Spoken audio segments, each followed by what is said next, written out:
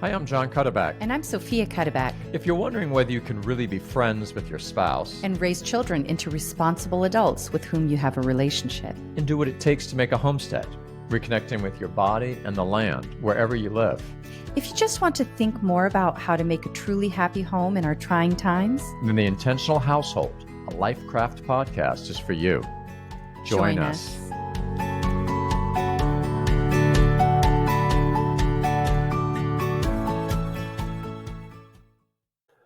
Well, I always enjoy speaking with my wife. That's one of the main reasons I enjoy doing these episodes so much. Welcome, Sofia.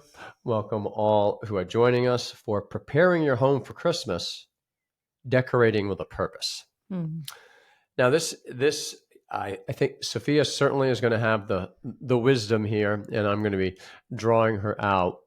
Though I want to say right off, I'm very excited that this is something Sofia and I very much think about and do together. Decorating our home is very much a joint project for us because, well, particularly because we see it as such an important part of making a home, making a household together. And we particularly want to do this at Christmas time because that's one of the main times of the year that we think in terms of kind of a special decoration. So we are going to narrow in on that. But I think the discussion will have a lot of implications, applications to how we decorate and think about our house, our home all year round. Yeah, absolutely. I'm so excited about it. I love this topic of decorating because for me, decorating is kind of like making a backdrop or setting the scene for the what of your family. And or also like it's a little bit like making a womb or a nest, the place where your family grows, kind of the walls within it, which it grows. And so I really love the thought of being able to shape that in a way that's really conducive to joy and peace and happiness, and especially from the perspective of the children, but certainly for the adults as well. It's just a really special thing to have your home feel like a place of special care and nourishment. And I think decorating really lends itself to being able to do that in the home. So I'm so excited to talk about it. Good. Well, I'm going to give you lots of opportunity to speak about principles and applications. And speaking of the word principles, it just really struck me as you were speaking there about kind of how important part of what we do, kind of shaping the home, is physically. It just reminds me that there's a lot of principles, very general but root important principles that we talk about at LifeCraft a lot, are going to be very much in play here. One of them is things are always for the sake of people, or that putting people first means a lot about what we do with things. Treat things with importance because of how they serve people. Yes, absolutely. And that's actually a very important principle because I think in the current atmosphere of interior decorating, staging an environment, very often that particular point can be lost, that it's really driven by the people which they serve. And right. I think that's super important, and it can often be lost in this kind of moment in time where we have this kind of a kind of ceaseless or endless opportunity to be able to see so many different ideas for decorating, to remember to rein that in and look at our family and the particular people in it and say, how do we serve them with decorating? So, and of course, it's not, the approach is not going to be, hey, don't treat decorating as such a big deal. People are overemphasizing decorating and decoration. It's going to be more like there's a much better reason to emphasize decorating. So let's emphasize it for a different reason, which means we're going to do it in a different way. And one of the principles I just love to say out loud, I'm going to say it out loud, is the man is a sign maker. I love that. It's just a big part of being kind of the embodied spirit that we are, that when I say a sign maker, I mean we use physical realities to signify spiritual realities.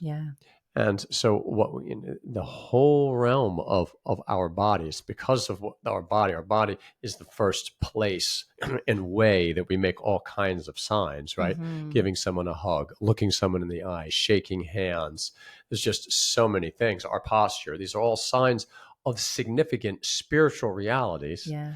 And then we use matter out there, not just the matter of our body, but the matter of the spaces in which we live. Yeah. And this connects to all the arts. So it's just, I love how good philosophy and understanding of kind of just what it is to be human is the foundation for, hey, let's decorate our house right, especially at Christmas. Yeah. So here we are thinking about Christmas. And I just feel like I want to say, if you walk into any kind of department store at this time of year, pretty much starting in October, right? There'll be all kinds of things, set up that's kind of saying to us, here, buy me because you're going to want to put me up in your house, right? And so are you going to end up saying here that all of those things that we see at Lowe's and, in these stores that we're just going to kind of say no to, and we're going to have to do everything completely differently, and all our decorations are going to have to be homemade or by hand? Is that what you're about to say, dear? No, not at all. It's actually kind of not fair to just ask that question and say, are you going to say that or no? Yes or no?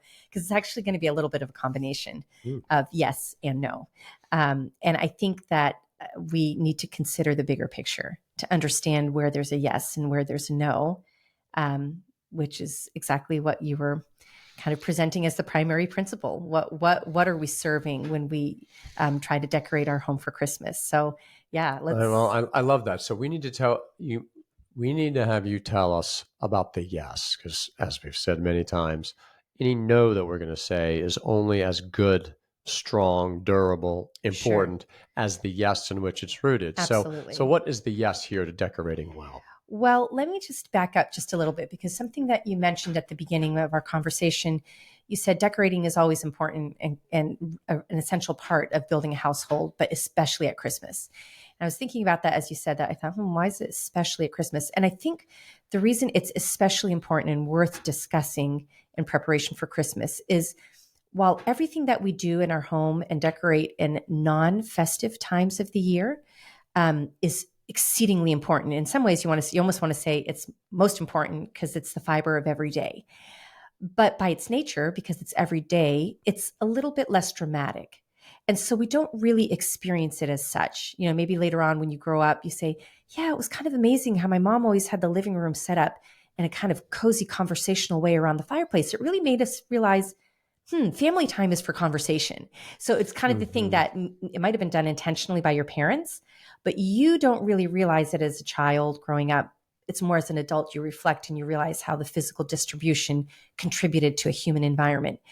At Christmas, it's a very special opportunity to convey that kind of thing through decorating, because we're celebrating a very particular moment that happens cyclically once a year. We celebrate it, but it's for a very limited amount of time. And it's celebrating something very discrete in the sense of it's very clear to understand, well, what is this special thing that we're trying to enunciate in our decorating? And so it makes it a little bit easier for us to even experience and see the way we arrange the distribution of things in our home conveys a spiritual reality. And so that's why I think talking about decorating at Christmas is particularly powerful, because one, it helps us to kind of focus and realize that we're doing precisely that, bringing the reality of Christ's incarnation very palpably into our home in this cyclical way every year. But it also brings home how important and powerful our distribution of things is for doing precisely that, because it's such a unique and extraordinary moment that, and we can actually see it really doing it very clearly in the lives of the people who are in our home. It's like you have this moment where you decorate and you see immediately that it has an impact. Whereas we don't necessarily have that benefit in the other. We have to kind of act on faith and from an interior conviction in the other seasons of the year. So that's particularly why I think it's really worthwhile to just talk about decorating at Christmas time, because it's actually a very powerful moment which we can see our decorating has an effect. Well, you just said a real mouthful, dear, and there's so much to think about. And we can't. I'd love to linger here a long time, but I just want to say back out loud something that I just was moved by in what you said there. It's what we do in our home is always about crafting a good life. Always trying to arrange literally everything in view of living a certain kind of life together. First of all, us as married, and then with and for our children, and more broadly with and for anybody else that comes and joins us. And as Christians, this good life that we're seeking is fundamentally a life in Christ. And here is a season of the year that is, of course, uniquely Christ-centered. Yeah. And so it already right there, all of the year should be Christ-centered, but part of the reason, part of the beauty of the Christian tradition of the seasons is it gives us an opportunity to focus on different things in particular. And of course, there's always been a real emphasis of Christmas, Yeah. and and particularly that aspect, of course, God becoming man, incarnation into the flesh, and so there's a lot of very tangible, very visible aspects of this, Very and so it just incarnate, seems a very lot fleshly. comes together Yeah. there. If we're trying to craft a Christian life together, we're going to try to craft our home, our house right now in this time leading up to it and after, right? So we've got a good stretch of time here, both in the liturgical preparation and then what comes after, that all we want to be in a unique way Christ-centered. And that's, I think you're saying, is the big yes, that this is actually a significant part of trying to center our home life on Christ, is what we do in this season. And that very much includes what we do physically in our home. And I think that is the beginning of the answer to your question. Do we just, walk into Lowe's or Hobby Lobby and just, have them decorate our house, so to speak, for Christmas by offering us all these what's in season this year? Or do we just say no and don't do it at all? I think the question of Christocentricness and what are we celebrating helps dictate that answer. I am going to make a creative suggestion as regards those box stores, but let's get to that. Good. Because Okay. what I want to start out with is exactly this notion that you're talking about of Christocentricness and what is the purpose for our decorating, I think is super important here. Very often when decorating is spoken of, it's just talked about as how I'm going to adorn the interior of my house.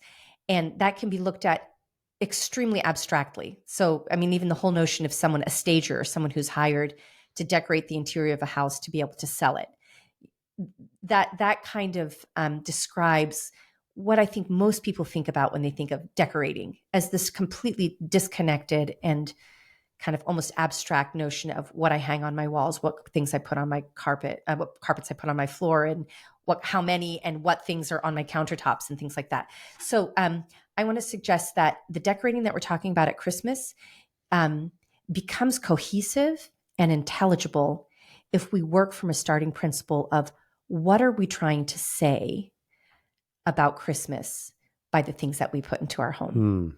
So that's the first and most important principle that I want to make, is there's going to be an intelligibility to what, how, and how much we put into our home that's dictated by this bigger reality that we're trying to enflesh. Now, of course, there are different ways of decorating. You can do the other kind of decorating at Christmas. I just think that a lot of people begin to feel a little bit gorged with that kind of decorating, a little bit of overindulged. And, it's a little bit like eating too much at Thanksgiving dinner, which we just had celebrated. Hopefully no one overate at Thanksgiving dinner. It's hard not to do, but you just don't feel very well at the end of it. And so the kind of decorating that's just for decorating's sake, I think at the end of it, our experience of Christmas is a little bit like we're a little tired of it, which what a shame, that we're kind of ready to, put the tree on the curb and pack up the decorations and be over with it. I think that comes from a kind of a proliferation, a non-intelligent proliferation of decorations for decoration's sake.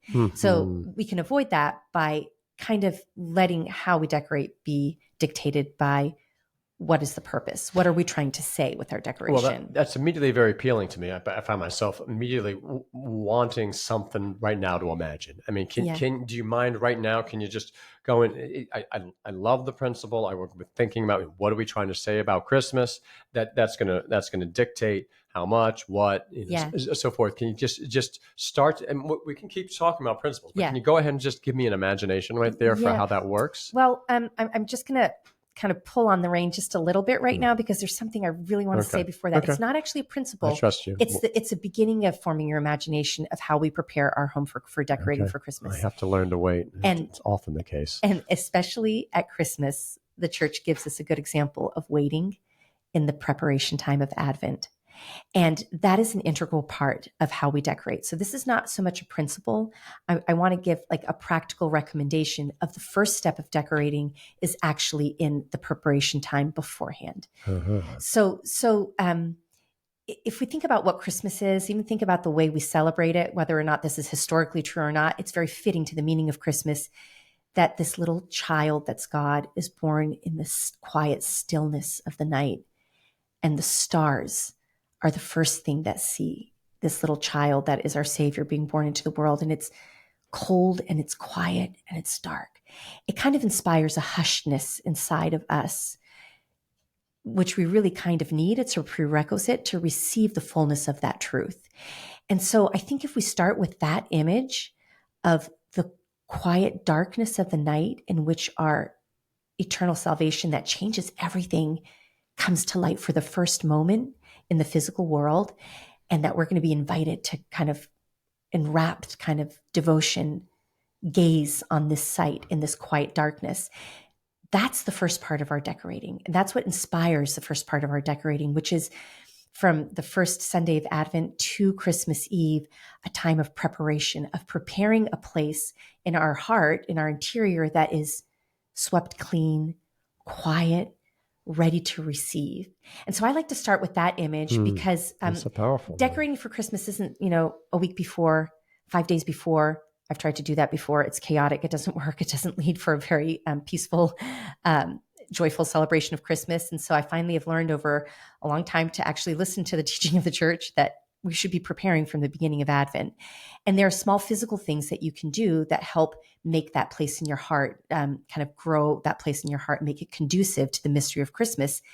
That's going to be reflected in your decorating. So I would say the preparation time leading up to Christmas is as important, and in some ways can be as exciting as the actual hanging up of things to celebrate the moment of Christ's coming. So a big thing for me is I actually, and we have this resource on our website now, I made a list to go along with the Advent calendar, day 1, day 2, day 3.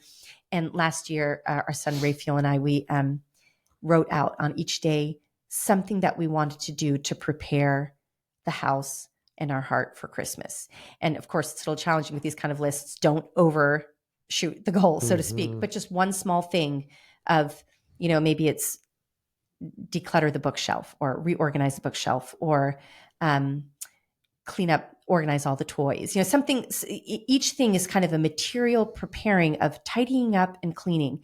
I know that sounds like I'm not naturally a super tidy person. So cleaning for me is like a big, okay, let's do this.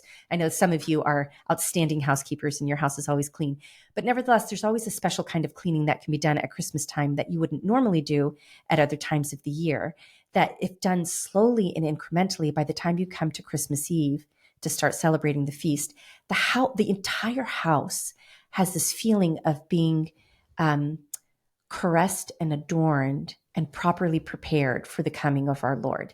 And that's really important because, first of all, the discipline of doing it is a way of spiritually disciplining ourselves, but also when our physical space has that feeling of being properly dressed. Now, we can dress it in many ways, and we're going to talk about some of the ways that we dress it, it's in terms of kind of the decorating that we standardly expect to do. But those leading up days where you're cleaning out and tidying and really dusting deeply actually is very, very important for preparing the interior space and creating the backdrop that makes the celebratory decorations actually be exceedingly meaningful. Wow. Well, that is a different perspective. I mean, the cleaning, organizing, ordering, it really is striking that, yes, that's kind of a first step, but it's part of this. But tell me something, dear. Am I hearing then that you're beginning to carve out? There's a difference between Advent decoration and Christmas decoration. That perhaps a bit of the decoration for Christmas during Advent is kind of this ordering, getting ready, cleaning up. Yes. So Almost we're more going to be interested to dry out. And of course, obviously, people are going to do this somewhat differently, Of and the course. timing can. Yes. But generally, Yes. of course, we in our family do kind of try to go more of the traditional. You don't bring out all the Christmas stuff until a bunch of Christmas stuff comes out on Christmas. Yeah. Right? But then again, there's some that we are doing beforehand, and it's kind of cleaning up / starting to decorate in kind of incremental approach. Am I hearing you? Is that where we're going? Yes, absolutely. And actually, I think this is helpful whether you're a household of one, a household of two, that there's this mounting anticipation of getting ready for. And of course, it can be done in many ways. I think there's something about cleaning and tidying that is very much akin to a spiritual ordering and cleaning and tidying. Now, of course, we love to make an Advent wreath with the 4 candles for the 4 weeks of Christmas, 3 purple and Advent, excuse me. Yeah. And then 3 purple and 1 pink candle. And we're lighting those candles consecutively as the weeks get closer and closer to Christmas. That is actually kind of in the strict sense, a decoration that we use and that we love during Advent time. But I wanted to say that it's this type of preparing beforehand is a way of preparing everyone in the household for what is the celebration of Christmas. And it's kind of necessary. It makes the foundation for the rejoicing. If the foundation's not strong, then when you're really whooping it up, rejoicing, the floor is going to kind of crash under you, so to speak. But in particular, if you have children in your home, I think that this kind of thing is super helpful in them realizing the magnitude of the day and of what we're getting ready for. So some things we get ready for 2 days ahead of time. Some things we get ready for 2 or 4 or 5 days, but to 4 weeks, that every day we do something in preparation is beginning kind of the most important part of the decorating, which is your child's heart. It also brings them in and gives them an opportunity to participate in the preparation for Christmas. So of course, as we get closer to Christmas time, you can't do all of the decorating in the primary sense of the word on Christmas Eve. And so of course that starts a little, incrementally sooner than Christmas itself. But it's a gradation. And I think that gradation begins to kind of mount the anticipation, which is so important for us to be able to receive and rest in the event itself. Would you say then that part of kind of decorating before Christmas, which means decorating in Advent, kind of to prepare for Christmas, is being willing to wait on some of the decorating is in fact part of having that spirit of prepare the heart, waiting, anticipation. So to some extent here, it sounds like you're suggesting the principle of certain things. Well, and I know we're going to share more about what we particularly do, and when it comes to that last week before Christmas, there's just certain things that kind of are kind of full on Christmas stuff that we're kind of getting in place, even if it's not fully, just because you couldn't do it. You don't want to be in a situation where you're trying to make that transition all, say right on Christmas Eve or the 23rd. But nonetheless, there's that progression. There's an Adventian aspect here of we're willing to wait. Some of the really fun stuff, some of the more bling bling stuff is more of the big pow that comes later. And so this kind of cleaning, ordering of the home goes along with cleaning, ordering of the soul, getting ready spiritually, getting ready physically. That's a big part of what decorating for the first several weeks of December sounds like, looks like. Yes, exactly. And I think you're using the word waiting, and I really want to underscore that it's not a waiting of doing nothing. It's a waiting of already doing something that becomes this full-blown decoration on Christmas itself. So it's not, we don't do anything during Advent because we only celebrate at Christmas. No, you're actually spending the entire Advent growing that moment that's going to be Christmas, right? And so what I want to do is just kind of underscore that kind of preparation, while it's not hanging something on the wall or on the banister, is actually an integral part of the hanging things on the wall or putting things on the banister, right? And it's actually a really beautiful thing that you feel like you are doing in preparation to be able to hang those things. Then when you hang those things, they have meaning. they're powered and fueled by, wow, this moment is so important. We've spent the last 3 weeks doing all these small things incrementally getting ready. And I have to say, those things that you're doing, well, it sounds like tidying, cleaning, is something you do all the time. There should be something of a flavor of, for this time of the year, we blah, right? It is a little bit different from the tidying and cleaning you do every week, just to make the house be appropriate to the dignity of those who live in it, right? So on our list, there are, for example, things like make candles for Christmas. That's somewhere in those 4-week periods that we don't make candles at other time of the year. So it does set apart, the preparing that does set apart that time of the year, that kind of domestic ordering that is particular for your time of the year. Baking cookies, for example. You can't bake them all on Christmas Eve. So, maybe sometime in the previous weeks, it's part of the delight of Christmas that you start baking cookies, decorating them and popping them in the freezer in anticipation of. So, so that's how I'd like for that waiting time to be considered a time of doing something, not doing nothing, so that then we can celebrate Christmas. That's very helpful. Well, and as we're talking, of course, I have the advantage of I'm picturing all kinds of things that primarily I've learned from you and done with you. Maybe a little bit adding my own twist every now and then. I'm not sure what that was.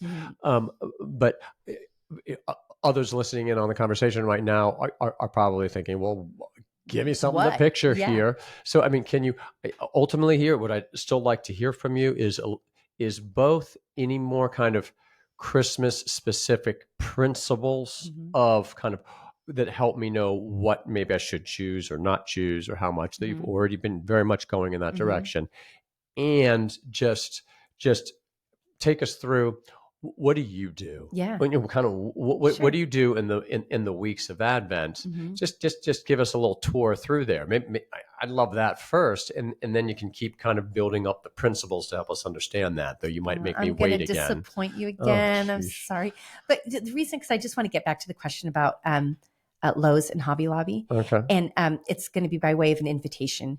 That then I will explain the principle a little bit, kind of in light of the practical details. I know, I'm so sorry. Wow, you're good at making people wait. Okay. But okay, so listen. Then I already knew So that, this is the challenge that I want to say. So there's something kind of, as a busy, harried mother and homemaker, there's something so incredible about walking into Hobby Lobby and just, it's all there right in front of you. And you don't really have to think about it very much. There's so many different things in your life you have to think about and worry about, that there's just something so like, oh, thank you, Jesus. It's all right here. It is everything in one place, and you don't have to think about it very much.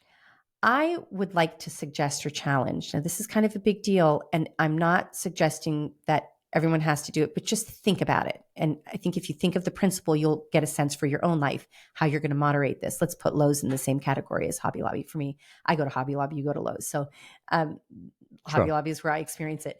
But I know that's an inside to Hobby Lobby. I'm not sure what happens when you go through those doors. Go ahead. So it, the alternative to walking into Hobby Lobby and having everything be right there for you to choose from is to say, I'm going to fast from a Hobby Lobby Christmas. And not so much because to avoid buying things there or anything like that, but what I want to encourage is to not have someone else give you the means of celebrating, but to exercise your creativity in expressing the birth of Christ and you producing something. Now, it may mean that you go into Hobby Lobby to get something to do that, but before you go into Hobby Lobby, to just kind of almost create that quiet, silent space and say, this year, I'm even willing to have a lot less, or maybe have it be a little bit dinky because I'm not that creative and I don't know how to think about these things very much. But just challenge yourself to sit still for a moment and say, what little thing can I do that will signal to my family this moment is different from every other moment? And the reason I suggest that is that I'm a creative who really benefits from seeing other more creative people's expression. It's a jumpstart for me. It helps me think about things. I love other people's awesome ideas. I'm a good imitator. So I understand that if you don't feel very creative, I also look to others for inspiration. But it's amazing what you can do if you just turn off that noise for a minute and actually have what you do be an expression of your heart. And this is just for you and your family. It doesn't matter if what comes out is a little bit dinky or, not quite Pinterest worthy. this is the expression of your heart welcoming those in your household into your heart and together turning your gaze to the Lord. So that's why I want to challenge people to have it not be a Lowe's Christmas or a Hobby Lobby Christmas, not because there's anything intrinsically wrong with that, but I think often it just creates a lot of noise where then we don't have the opportunity to experience how we decorate as, how is this connected to what I want to create for my family? So that's why the answer is both yes and no, right? Yes, you can buy things at Lowe's. No, don't.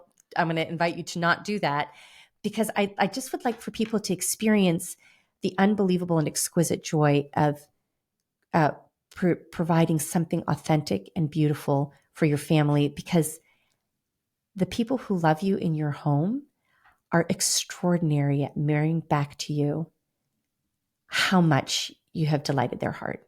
And that's an incredible experience, not just for those who are receiving, but for you as the decorator to realize, oh my goodness, this has made a difference for my family. So now going into the practical details. So I'm glad you did that. That was worth being made to wait. Good. Super. Glad to hear that. So okay. So does that sound like I'm saying it has to be a homemade Christmas? Let me just go on record saying homemade Christmas is exhausting and it's a beautiful thing. You can make far fewer things than you can buy.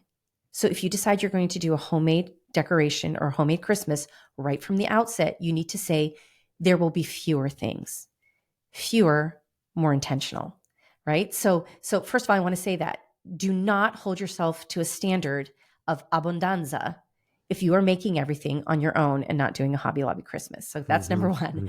But having said that, I just want to point out that if you're thoughtful about it, that one little thing is extraordinary. So I'm going to use this as an example.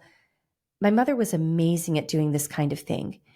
And we had a family of 10. There were 10 children in 15 years. So it was kind of mayhem. I don't ever remember a Christmas that wasn't exceptionally special. My mother was a musician. My father was a philosopher. So we never had any money, lots of culture, no money. I never remember a Christmas that wasn't exceedingly magical and special. So it was not a product of money. And one of the things I remember as a child is my mother laying the tablecloth on the table. Imagine laying a tablecloth when you have, 10 children under the age of 15 and, fearlessly laying a tablecloth. And at the center of the table, she would just put a little bit of hay or straw, and it was covered by the tablecloth. So you couldn't see it, but we all knew that that little hump was a little bit of straw that was supposed to remind us of the straw that the Savior was laid on in the manger. It's a tiny, tiny thing. Does it matter if that's not there? Of course, there are many celebrations that happen that don't have that there. But to me, it made the Christmas table be very special. One small little thing. So, for example, laying a cloth on the dining room table. So we normally don't use the tablecloth when we eat at the dining room table. We use placemats. At Christmas, we lay a tablecloth. And it's funny, I've never intentionally done this, but this tablecloth that we use, I actually only use for Christmas. It's a beautiful tablecloth. We could use it other times of the year, but for some reason, unspokenly, it's kind of become the Christmas tablecloth. Right. And we keep it on all week from Christmas to Epiphany. So there's something about that tablecloth. And yes, we do have to scrape crumbs and sometimes we have to spot wash a little stain here or there, but it makes it a very special thing. So small things like choosing one thing that doesn't happen any other time of the year that marks this as the special time of Christmas. You decide what those things are, So for us, we do a tablecloth. Another thing is we pour beeswax candles that we put in our chandeliers at Christmas time. This takes a bit of time. It has to happen during the weeks prior to Christmas. If I've waited to the week before Christmas and we've had stubs from last year because I just didn't get around to it. So pouring candles can be a special thing. Of course, our Advent wreath helps us to kind of get ready. This is a special moment. Another thing that has been a very large practical way of our decorating our home for Christmas is at some point, a friend of mine introduced me to the beauty of fresh boxwood for Christmas. And since then, we pretty much use just fresh greens in our home for decorating. I do have some artificial greens that I mix in fresh greens with. But for the most part, we just have fresh greens. It is labor intensive. It has to be picked the week before Christmas. You can't do it way ahead of time. I love boxwood. We have a tutorial of how to make an Advent wreath with boxwood. So you can see some of the tips of how I make it last a little longer, the boxwood. But that is very special. And even part of the nature of real greens, that they don't last very long, is actually part of the specialness of Christmas, that Christmas is a limited duration and it's a moment that's now and it ends soon. Those greens aren't going to last. And when they don't last, we do have to remove them from the home. And it kind of provides a natural rhythmic kind of apex and decrescendo of the Christmas season, which I really, really love that. You don't have to do, and again, because you're picking the greens and you're making all of the wreaths and garlands by yourself, if you're not good at wreaths and garlands, make a little bunch, a bouquet. Or if at every plate at the table is just one little sprig of boxwood tied with a red ribbon. Those are small things that, perhaps you can walk outside your front door and do a little snipping. If you don't have boxwood, maybe it's not boxwood. Maybe it's just one magnolia leaf if you live in the South. So just being open to the natural world. My children love to forage for pine cones, and we've used pine cones for special decorations for Christmas here and there. Every year it's a little bit different depending on what kind of time we have and what's available, what's going on in the season outside. So live greens is a really big part of our decorating. And then, of course, there are always the Christmas decorations that come out of the box and are unwrapped that we only see once a year. Our children I love decorating the tree every year, unwrapping one and going, oh, this is my favorite. Oh, do you remember this one? Or where's the Christmas angel? We have an angel that's a candle holder. Did anybody get out the Christmas angel? And so there are certain things that are dedicated only for that time that make it very, very special. You don't need a lot, just a few, and it makes it very special. Another tradition that we have, and again, it's not connected to anything objective, is we don't put the Christmas tree up until your dad's birthday, God rest his soul. And so we bring the tree in on his birthday, and then we don't decorate it until December. Which is the 21st. Yeah, the 21st. And so it's undecorated in the house until the 23rd. And then you usually put up the lights. And if we make it with the decorations on the 23rd, that's great. Sometimes we're still scrambling on the 24th. But that really creates an experience of the special moment is arriving. So there are these gradations of doing things, getting ready. And then when the tree comes in on the 21st, it's like, wow, Christmas is almost here. Then the undecorated tree standing in the living room waiting. It's just it's so great. There are all these small things. These are also, I'm so excited. I know. There's something about the building, the waiting. We are pilgrims. There's something about the dynamic of waiting, seeking, preparing. Clearly, that's such a huge part of God's plan, and I really do. Just sitting here listening, thinking about these things as you're saying them. I just think a big part of it once again is timing. Being willing to do things in their time, being willing to have a set of things that you're moving towards for Christmas itself. And there's so the very beginning of Advent, I think it's fair to say, just a couple of things that I'll just jump in and say that you haven't mentioned yet about what we do. What do we try to have ready from the beginning of Advent? Well, the Advent calendar, and you mentioned earlier how we write on there certain things that we're going to try to do kind of throughout Advent. And that list also includes spiritual works of mercy, corporal works of mercy, not just preparing the house, but... And thank you. And of course, the Advent wreath, which is such a beautiful thing. You make ours out of boxwood and other greens, and with the beeswax candles, you can purchase the various colored purple and pink candles. And immediately the house looks very different. I mean, just from those things. But another one I particularly love is candles. Oh yes, I was going to mention in the windows. That. Yes. And I think there's something so powerful that's so fitting about a candle has in it a kind of simplicity, can even have a sense of waiting Yes. / preparing to welcome. Absolutely.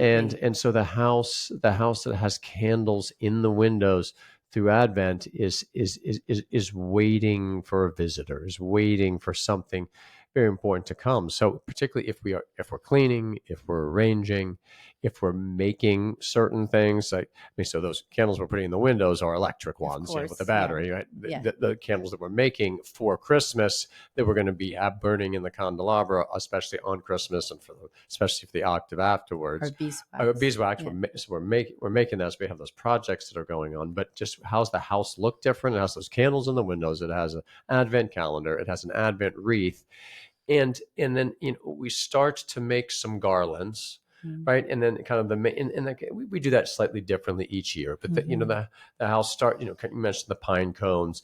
You're starting to kind of build in. That might be kind of the thing. Now we're to the third week, kind of a special week of we're getting close. Are there certain things then we kind of put up for the third Sunday there? Maybe now there's garlands, starting to go around the house. They're just a little bit, festivity is coming. Green.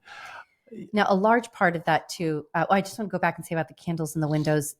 I'm glad you mentioned that, because that is a very big part of beginning that decorating. And the thing that I love about those candles, they're battery powered, but they still need to be turned on every evening.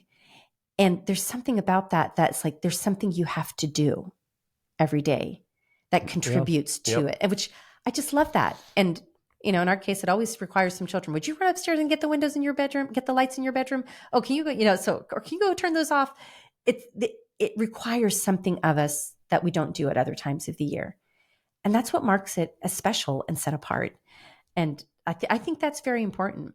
Yeah, I agree. It made me think, by the way, of you saying sending someone upstairs to turn them on.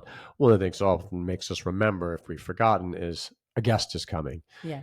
Quick, Go turn on the lights. make sure the candles on, because you really feel like it's a way of saying to our guests, we're so excited that it's this special time of year. We're trying to mark this. We kind of want to say that to you, invite you to come and join us in this as we're all getting ready together. And then, of course, all of this just spills over into then the wonderful thing about those candles in the windows is, and it's now like Christ has come. Candles in the windows. Beforehand, it means waiting. Now it means celebrating. Somehow, I think that it is. Yeah. It is a very, very seamless thing there.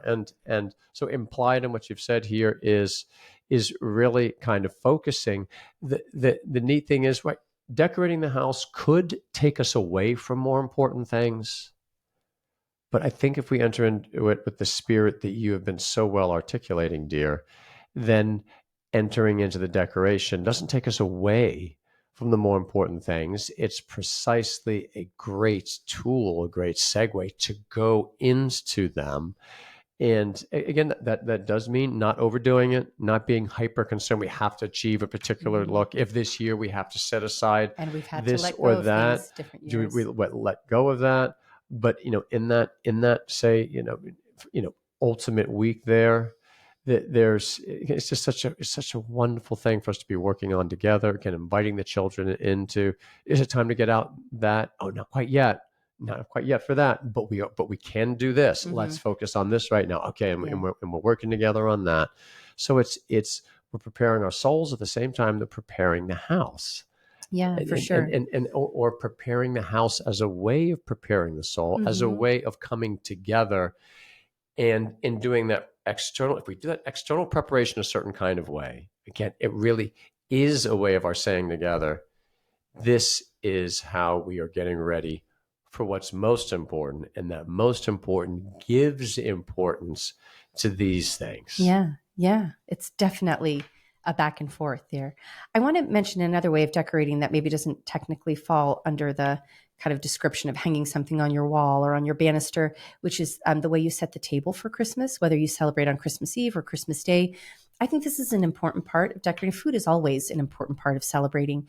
But the way you set the table it's nice if you can set it apart from your daily, everyday feast of eating together as a family. That Christmas has some kind of special on ambiance to it, something that you do there that you don't, the straw under the tablecloth, like my mother did, your best china. Or if you have lots of little kids and you just can't manage that, not your best china, then you can say to the children, oh, well, because it's Christmas, we're going to fold the napkins instead of in half. We're going to fold them like, watch this, point to point, and we're going to make a triangle out of it. And we'll put the forks on top of it. So there's, even just by your demeanor, you can convey to younger members of the family, today's different. We're going to do something special. Now, I do just want to say, as a mother who has done many Christmases with lots of little children in the house, it can be overwhelming to do all these things and be the nice, calm mother who says, now we're going to put these forks on this special folded napkin.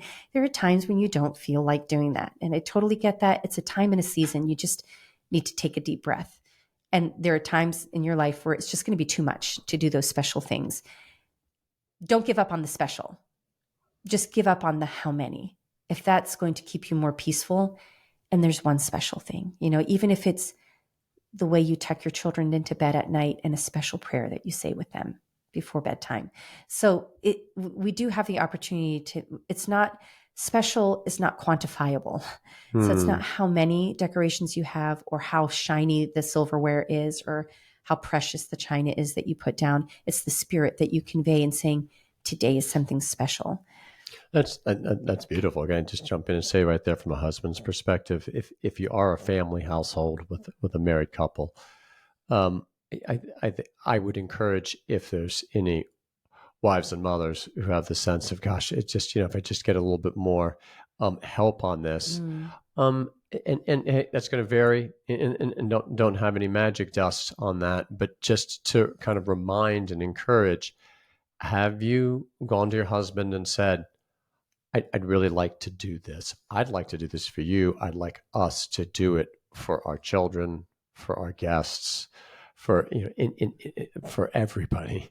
It's just, there's so many opportunities we have in making a household to come together more in marriage. And let's just make that explicit here and be intentional about this whole thing should be something that is not one person's project. Making a household is always a shared project, even if certain of its burdens are handled more by one person than another. It makes a big difference that is nonetheless seen as a shared project.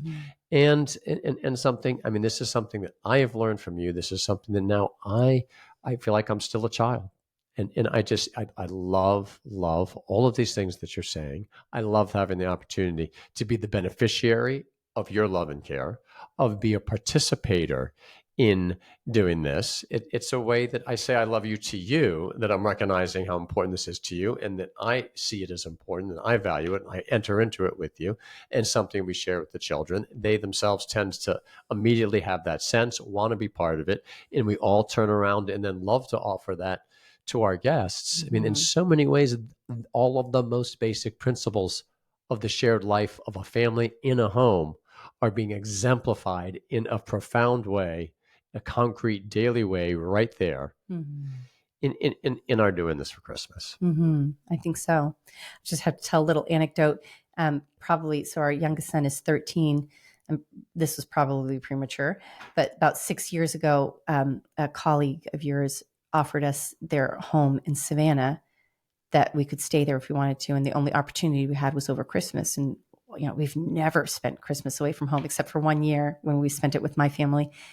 And we're just such homebodies at Christmas that we thought, oh, well, maybe we just go to Savannah for Christmas. What would that be like? And in my mind, I'm thinking, oh my goodness, this would be such a long needed rest for me. We wouldn't have the fine china to take out. Yes, we would still make it special, but it would be everybody would understand. It would just be stripped down, and that would be okay. Maybe that would be really beautiful. Just kind of really let the spiritual element be kind of predominant over this ornament or that ornament. So, you and I, we talked about it. We thought, well, maybe we could do this. And when we kind of suggested it to the family, our, at the time, 7-year-old just pretty much lost it. Maybe it was even, he was even younger. And, I was picturing, oh, but all of our presents, we won't have presents. And he just burst into tears and he said, how could it really be Christmas without our china on the table and all of our family around the table? And so it was just so just convicting and reminding me that, little children, when you invest things with love and meaning, that's what children want. And they want the consistency of it. And it was just such a really beautiful testimony to just kind of get back in the saddle, a little bit weary, reevaluate what we're doing, what we can keep, what we let go, and just keep doing it joyfully. It was beautiful. And I know I don't need to say this, but I'll say it, that in how we decided to go to Savannah, it would have been fine. It would have. And it's not as though it was out of guilt that we decided to stay. No.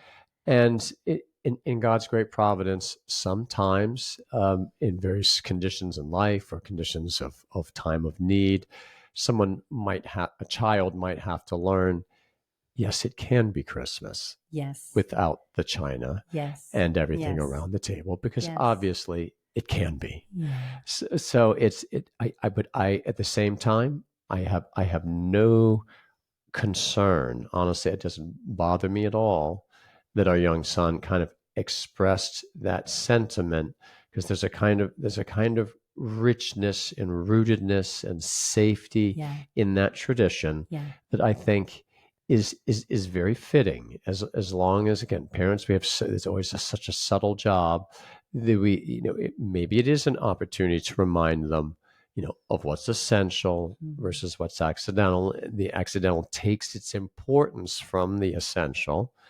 But I think the embodied sign makers that we are, there's something beautiful about a child having that experience of, we don't celebrate this unless we make certain kinds of signs. Is reasonable. If you can't make the signs, then you can't make the signs. Or if someone absolutely, I don't know, dear, maybe listening to you talk about that now, maybe that's where I should have stepped in and just said, he'll be fine, dear. Let's go to Savannah. You need a rest. So maybe I slipped up there. We'll talk about that later. But I just want to say, you said the signs, even if we can't make the signs. And what I want to add to that is, you can always make a sign. You might not have china. You might not have a tablecloth. You might not have greens, but you can always make a sign. Good point. And that's our choice. And that's how we decorate our homes, is by choosing to make a sign that's invested with meaning.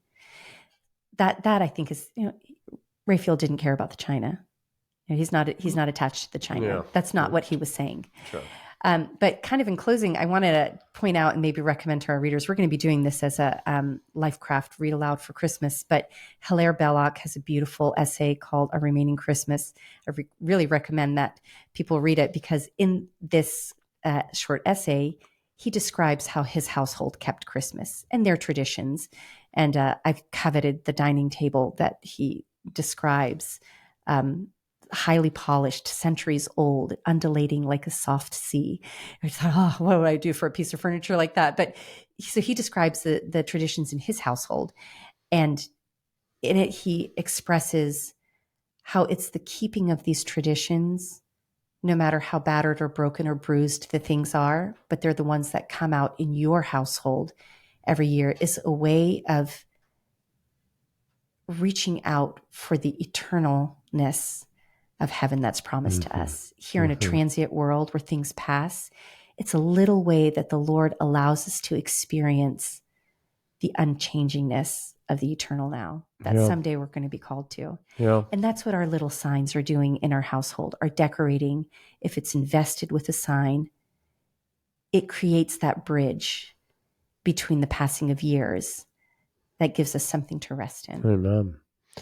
Amen. It's the unchanging and eternal that gives great significance to what we're doing in the changing world in which we're blessed to live. Yes. And as Belloc so well expresses there, this you bind together the years, but in a way that is perhaps unparalleled by anything else in human life. that you can bind together the years by how we celebrate Christmas. Mm-hmm. And get within what's reasonably can be done, the means that we've been given, the energy that we have according to where we are in life. This is worth investing in, because we're investing in the deeper things. We're expressing our faith. We're trying to deepen our faith. We're trying to build a home and the relationships in it. And in all of these things are tied together in an incredibly unique and beautiful and wonderful way at Advent and then Christmas. Mm-hmm. We didn't say much about kind of what we do once it goes into Christmas, Yeah. but we did give a little peek there. I mean, I just want to reemphasize the table. If there's one place to start, is there anything as beautiful as a table? Mm-hmm. It doesn't have to be ornate, but in a kind of dignified. Set. Is it just some holly sprigs, some red berries, and a few candles? I mean, that in itself, and maybe this is a reasonable reason or opportunity to look again at, do we have some better china? Do we have some fine china? There's a place in life for that fine china, and this might be that place, even if there's a danger that it's going to get broken. It says these things speak things, not just to the children. It speaks things to ourselves. When we're in this celebration, we're going to eat on this china. Maybe we do that not just on Christmas Day. Maybe we do that for the whole Christ Octave, or for the 12 days, or that we come back on Epiphany. There's room for so much creativity, even while learning from others, and nothing wrong with having to maybe start certain things that you hope become a tradition. So it's a little funny to say start a tradition, because it's not a tradition until it's been done a few times, but there's nothing wrong with starting something that we hope will become a tradition. Yeah. Well worth in this day and age are thinking about and praying about together, and it gives us one more worthy project to work on in our home together. Amen. Well, dear, thanks so much for taking this time for this conversation. Anyone who's joined us here, it's been great to have you with us. And have a Merry Christmas, or whenever you're decorating, have a lovely life together in your home. God bless you.